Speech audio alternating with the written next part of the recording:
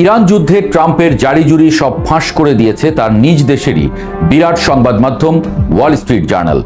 এক প্রতিবেদনে সংবাদ মাধ্যমটি নিশ্চিত করেছে ইরান যুদ্ধ থেকে তাড়াতাড়ি কেটে পড়তে চান ট্রাম্প। সাম্প্রতিক দিনগুলোয় ব্যক্তিগত আলাপচারিতায় ট্রাম্প তার সহযোগীদের বলেছেন ইরানের দীর্ঘমেয়াদে যুদ্ধ এড়াতে চান তিনি। ট্রাম্প মনে করেন এই সংঘাত এখন শেষ পর্যায়ে রয়েছে এবং জনসম্মুখে তিনি যে 4 থেকে 6 সপ্তাহের সময়সীমা উল্লেখ করেছিলেন কর্মকর্তাদের সে অনুযায়ী কাজ করার নির্দেশনা দিয়েছেন।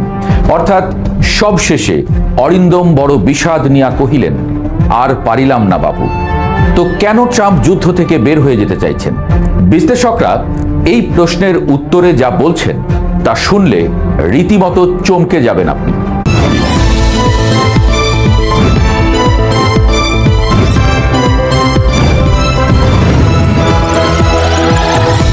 বিশ্লেষকদের উত্তরটা হলো, ইরান শুধু পারমাণবিক বোমা বানানোর দ্বারপ্রান্তেই নয়, বরং যে কোনো সময় ঘোষণা দিয়ে ফেলা ইরানের কাছে কোনো ব্যাপারই না। যুদ্ধ নিয়ে যাদের বিশ্লেষণ চলে দিনরাত, খোদ তারাও বলছেন বড় চমক দেখাতে যাচ্ছে ইরান। 60% সমৃদ্ধ ইউরেনিয়ামের খবর সারা দুনিয়ার মানুষ জানলেও 90%-এর কথা যে ইরানের ভয়ঙ্কর সব পাহাড়ের নিচ থেকে বের হওয়ার নয় সেটা পরিষ্কার। বিশ্লেষকরা বলছেন ইরান পারমাণবিক বোমার সব কলকবজা গুছিয়ে রেখেছে পরম যত্নে। সময় হলেই গুপ্তধনে হাত দিচ্ছে ইরান। পারমাণবিক সক্ষমতার এই চোর পুলিশ খেলায় ইরান এখন এমন এক পর্যায়ে পৌঁছেছে যাকে আন্তর্জাতিক সমরবিদরা বলছেন নিউক্লিয়ার হেজিমনি। 60% থেকে 90% পৌঁছানোটা কারিগরিভাবে পাহাড় সম কোনো বাধা নয়, একটি সংক্ষিপ্ত পদক্ষেপ মাত্র। আন্তর্জাতিক পরমাণু শক্তি সংস্থা IAEA বারবার সতর্ক করছে যে ইরানের বর্তমান ইউরেনিয়াম মজুদ দিয়ে কয়েক সপ্তাহের মধ্যে অন্তত 3টি বোমার জন্য প্রয়োজনীয় ম্যাটেরিয়াল তৈরি করা সম্ভব। কিন্তু আসল রহস্যটা লুকিয়ে আছে ইরানের সেই কোল্ড টেস্ট বা ডিটোনেশন সিস্টেমের মধ্যে। 2003 সালেই পারচিন সামরিক ঘাঁটিতে ইরান যে এক্সপ্লোসিভ লেন্সের সিমুলেশন চালিয়েছিল তা ছিল মূলত একটি পারমাণবিক ওয়ারহেডের ট্রিগার মেকানিজম।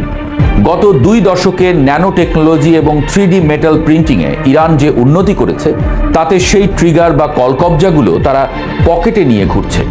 অর্থাৎ বোমাটি হয়তো আক্ষরিক অর্থে অ্যাসেম্বল করা নেই, কিন্তু এর প্রতিটি অংশ, ফিসাইল কোর থেকে শুরু করে ইলেকট্রনিক ডেটোনেটর সবই রেডি টু কুক অবস্থায় বিভিন্ন গোপন আস্তানায় ছড়িয়ে রাখা হয়েছে। ইরানের হাতে থাকা ফাতাহ হাইপারসনিক মিসাইল বা খাইবার ব্যালিস্টিক মিসাইলগুলো স্রেফ ইসরায়েলকে ভয় দেখানোর জন্য নয়। এই মিসাইলগুলোর নকশা এবং এর পেলোড ক্যাপাসিটি বিশ্লেষণ করলে দেখা যায় এগুলো মূলত কৌশলগত পারমাণবিক ওয়ারহেড বহনের জন্যই ডিজাইন করা হয়েছে। সাধারণ বারুদ বা TNT বহন করার জন্য এত উন্নত গাইডেন্স সিস্টেম এবং হাইপারসনিক স্পিডের প্রয়োজন পড়ে না।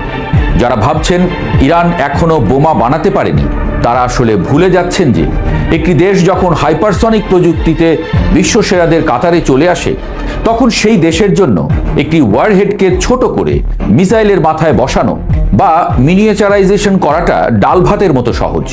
বিশেষ করে রাশিয়ার সঙ্গে ইউক্রেন যুদ্ধের বিনিময়ে ইরানের যে প্রযুক্তিগত লেনদেন হয়েছে তাতে মস্কোর কাছ থেকে ইরান এই স্পর্শকাতর প্রযুক্তিটি সংগ্রহ করে নিয়েছে বলেই অনেক গোয়েন্দা সংস্থার জোরালো ধারণা।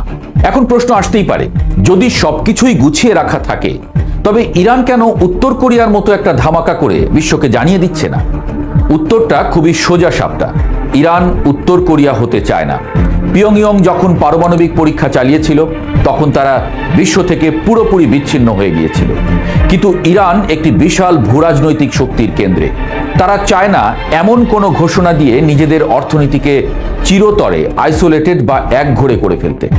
বর্তমান বিশ্বের পরিস্থিতির দিকে তাকালে দেখা যায় ইরান সবচেয়ে বেশি স্যাংশনড কান্ট্রি হওয়ার পরও তারা কিন্তু উত্তর কোরিয়ার মতো রুদ্ধদ্বার কোনো দেশ নয়।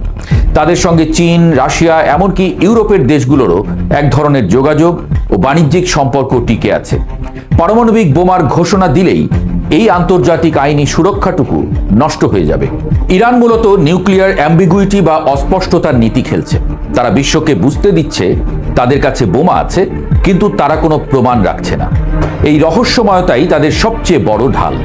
যুদ্ধের বর্তমান প্রেক্ষাপটে ইরানের উপর একের পর এক হামলা হয়েছে, তাদের বড় বড় নেতা ও কমান্ডাররা শহীদ হয়েছেন। কিন্তু এরপরও ইরান কেন তার চূড়ান্ত অস্ত্রটি বের করছে না? এর প্রধান কারণ হলো মিউচুয়াল অ্যাসিওর ডিস্ট্রাকশন বা ম্যাড থিওরি। ইরানের হাতে ইসরায়েলকে মানচিত্র থেকে মুছে দেওয়ার ক্ষমতা থাকলেও আমেরিকার মূল ভূখণ্ডে আঘাত হানার মতো কার্যকর আইসিবিএম এখনো পর্যন্ত পর্যাপ্ত নয়। অর্থাৎ পারমাণবিক যুদ্ধ শুরু হলে ইরান ইসরায়েলকে ধ্বংস করতে পারবে ঠিকই, কিন্তু আমেরিকা ঠিকই ইরান সহ পুরো মধ্যপ্রাচ্যকে মানচিত্র থেকে মুছে দেওয়ার ক্ষমতা রাখে।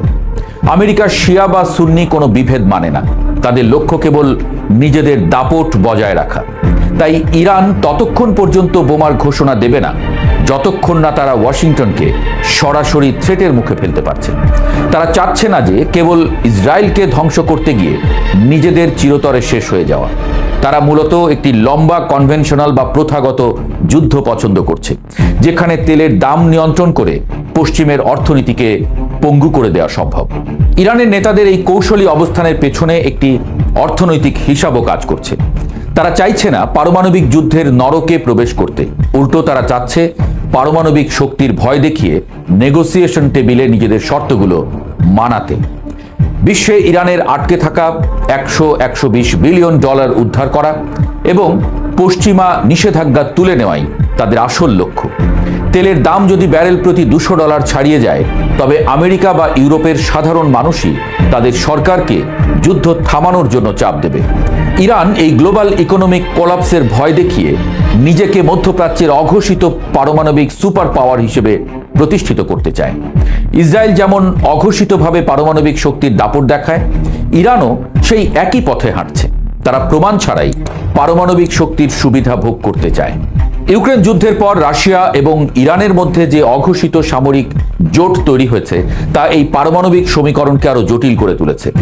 রাশিয়ার কাছ থেকে ইরান যদি সত্যি S-400 এর মতো উন্নত এয়ার ডিফেন্স সিস্টেম এবং নিউক্লিয়ার ওয়ারহেড রিএন্ট্রি প্রযুক্তি পেয়ে থাকে, তবে ইসরায়েল বা আমেরিকার জন্য ইরানে আবারও অল আউট হামলা চালানো হবে আত্মঘাতী। ট্রাম্প বা নেতানিয়াহু কেন বারবার বড় যুদ্ধ থেকে পিছিয়ে আসছেন? কারণ তারা জানেন যে ইরানের পাহাড়ের গভীরে এমন কিছু আছে যা হয়তো পুরো তেল আবিবকে ছাই করে দেওয়ার জন্য যথেষ্ট। এই ভয়টাই ইরানকে সুরক্ষা দিচ্ছে। ইরানের ভার্চুয়াল নিউক্লিয়ার স্টেট বা ছায়া পারমাণবিক রাষ্ট্র হিসেবে টিকে থাকাটাই এখন বিশ্ব রাজনীতির সবচেয়ে বড় চমক। তারা ফাটায় না, কিন্তু তাদের আঙ্গুল সব সময় বোতামের পাশেই থাকে। এই সত্যটাই এখন পশ্চিমের রাতের ঘুম কেড়ে নিয়েছে। বিশ্বকে এখন ইরানের এই অঘোষিত পারমাণবিক বাস্তবতাকে মেনে নিয়েই নতুন ভূরাজনৈতিক ছক আঁকতে হবে। পশ্চিমারা যদি মনে করে কেবল স্যাংশন দিয়ে বা নেতাদের হত্যা করে ইরানকে থামিয়ে রাখা যাবে, তবে তারা মস্ত বড় ভুল করছে, এমনটাই বলছেন বিশ্লেষকরা। ইরান এখন আর কেবল একটি বিদ্রোহী রাষ্ট্র নয়, তারা একটি আধুনিক পারমাণবিক হেজিমনি বা আধিপত্যের পথে। ইরানের এই নীরব অগ্রযাত্রা আসলে এক মাল্টিপোলার বা বহুমাত্রিক বিশ্বের নতুন সিগন্যাল। তারা হয়তো সরাসরি কোনো পরীক্ষা চালাবে না, কিন্তু তারা নিজেদের এমন এক থ্রেশহোল্ড অবস্থানে রাখবে যেখানে যে কোনো মুহূর্তে তারা বিশ্বকে চমকে দিতে পারে।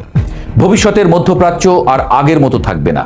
সেখানে ইরান হবে এক অঘোষিত পারমাণবিক নিয়ন্ত্রক, আর আমেরিকা বা পশ্চিমা বিশ্বকেও এই নতুন সত্যটি মেনে নিয়ে আলোচনার টেবিলে নুয়ে পড়তে হবে।